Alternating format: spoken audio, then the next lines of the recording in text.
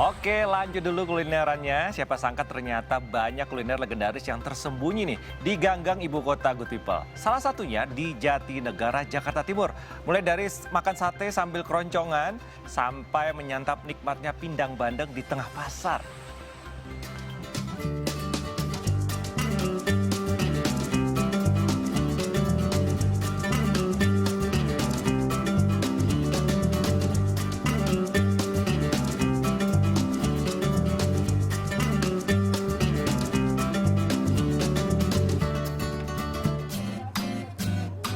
Nah, berburu spot-spot kuliner yang ada di gang-gang di ibu kota emang memberikan sensasi tersendiri nih Good People. Nah, sekarang saya pengen ngajakin Anda buat cari hidden gem atau spot kuliner yang ada di Jatinegara, Jakarta Timur.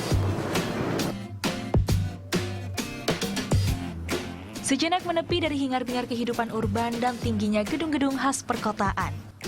Menyusuri gang-gang kecil menawarkan sensasi serta pengalaman yang gak kalah menarik kalau Good People. Apalagi kalau yang dicari adalah tempat kuliner. Wah, jangan salah. Gak sedikit loh spot-spot kuliner legendaris yang letaknya justru di gang-gang kecil seperti ini.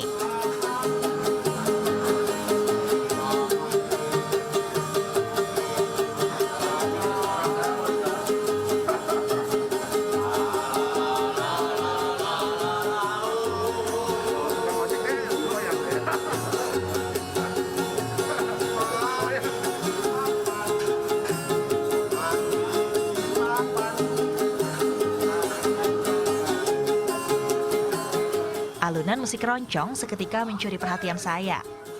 Petikan ukulele, gitar, dan selo berpadu satu. Disambut dengan langgam suara khas penyanyi keroncong. Kian menambah syahdu alunan musik khas Portugis ini. Persis banget di depannya terdapat warung sate yang legendaris nih Good People. Wah, pas banget kan? Bisa menikmati musik keroncong sambil mengisi perut yang keroncongan dengan seporsi kelezatan sate kambing.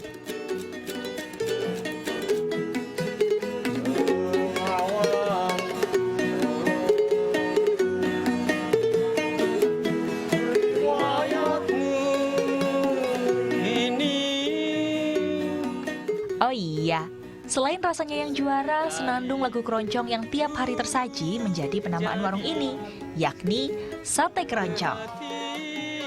Gak heran juga ya Good People, meski letaknya di dalam gang, warung sate ini gak pernah sepi pengunjung.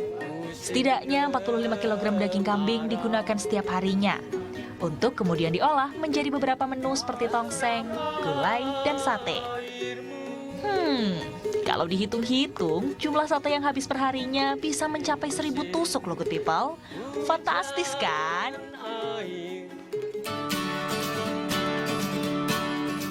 Sate keroncong kini dikelola oleh generasi ketiga. Meski begitu, keotentikan rasa terus dijaga. Salah satunya dengan tetap mempertahankan cara memasak tradisional, yaitu dengan menggunakan tungku anglo serta arang sebagai bahan bakarnya. Nah, kalau untuk satenya nih, yang bikin makin sedap sebelum dibakar terlebih dahulu sate dibaluri ramuan bumbu yang resepnya juga dijaga turun-temurun. Gak cukup sekali, di tengah proses pembakaran, sate dicelupkan lagi, dan lagi. Dijamin, saat matang semua bumbu akan meresap menambah kenikmatan daging kambingnya. Ini dari tahun 59. Dari tahun 59, wah luar biasa. Kalau dulu namanya itu sate seksi 7. Seksi 7, kenapa namanya seksi 7 Pak? Sini dulu ada kantor polisi Polres nih, dulu seksi 7 sini dulu.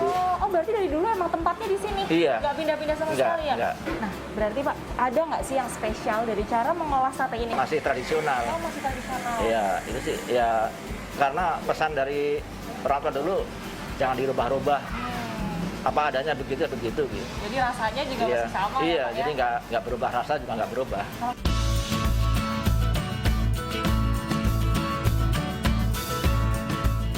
Seporsi sate dibanderol dengan harga Rp60.000 dan Rp45.000 untuk tongsengnya. Dan saya beruntung nih Good People, karena masih kebagian menu andalan dari warung sate keroncong ini, yang biasanya sudah ludes saat jam makan siang tiba.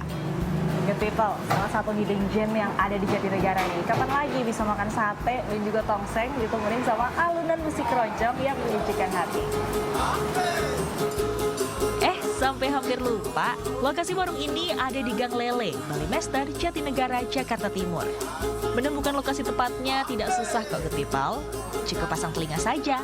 Jika terdengar alunan musik keroncong, maka warung berada tepat di sumber suara tersebut.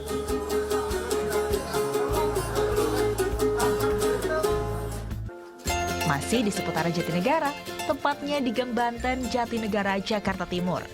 Ada tempat makan yang juga legendaris, yakni Warung Pojok Bu Suro. Namun, yang satu ini benar-benar tersembunyi. Kalau kata orang sih, nyempil. Dan untuk menuju warung ini, Good People harus berjalan kaki menyusuri keramaian pasar Jatinegara loh. Meski demikian, gak menyurutkan daya pikat dari menu-menu yang disajikan Warung Pojok Bu Suro. Makanya, pelanggan pun datang silih berganti. Spesial ya pertama memang ciri khas rasanya di sini enak, paling enak. Terus bandengnya yang super.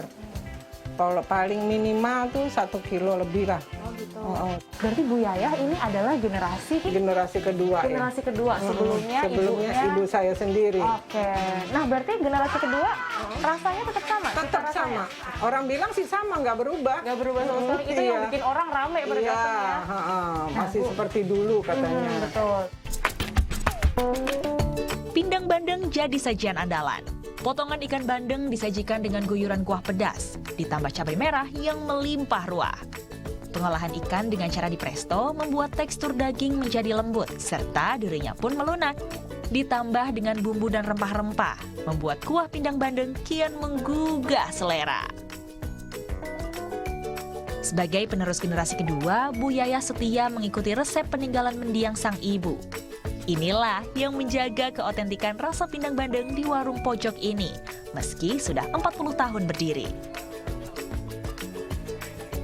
Selain mencicipi pindang bandeng, ada menu lain yang gak kalah menggoda bisa jadi pilihan.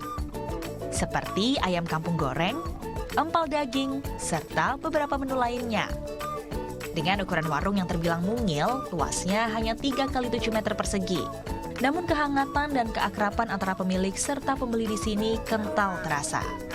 Sehingga mayoritas para pembeli di warung pojok Bu Suro adalah pelanggan lama yang juga berkegiatan di pasar ini. Tapi nggak jarang juga, ada yang rela datang jauh-jauh khusus untuk menyantap sajian racikan Bu Yayah ini loh Good People.